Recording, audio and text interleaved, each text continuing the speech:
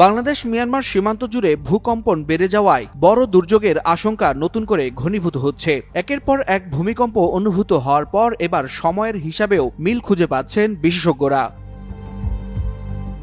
রোববার সকাল 10:39 মিয়ানমার উপকূলের আন্দামান সাগরে 5.3 মাত্রার একটি শক্তিশালী ভূমিকম্প আঘাত হানে। মার্কিন ভূতাত্ত্বিক সংস্থা USGS জানায়, দাওয়ে শহর থেকে প্রায় 267 কিলোমিটার পশ্চিম দক্ষিণ পশ্চিমে ভূপৃষ্ঠ থেকে মাত্র 10 কিলোমিটার গভীরে এর উৎপত্তি। মিয়ানমার ছাড়িয়ে কম্পন অনুভূত হয় থাইল্যান্ড পর্যন্ত।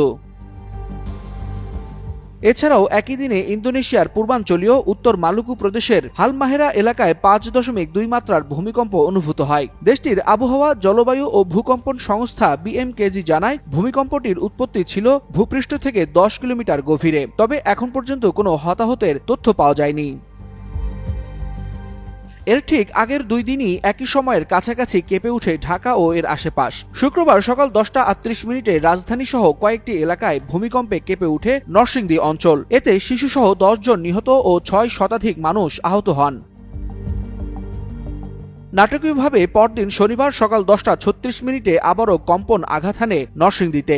একই দিনে সন্ধ্যা 6:06 আরও 2টি ভূকম্পন রেকর্ড করে আবহাওয়া অধিদপ্তর। মাত্র 3.7 ও 4.3 মাত্রার ভূমিকম্প দুটির উৎপত্তিস্থল বাড্ডা ও নরসিংদী। মাত্র একদিনের ব্যবধানে একই সময় ঘনিষ্ঠতা ও পরপর কম্পন দক্ষিণ পূর্ব এশিয়ার সক্রিয় ভূমিকম্পীয় অঞ্চল হিসেবে নতুন করে সতর্ক বার্তা দিচ্ছে বলে মনে করছেন বিশেষজ্ঞরা। ওয়ালিউল হাসানাত, যুগান্তর নিউজ।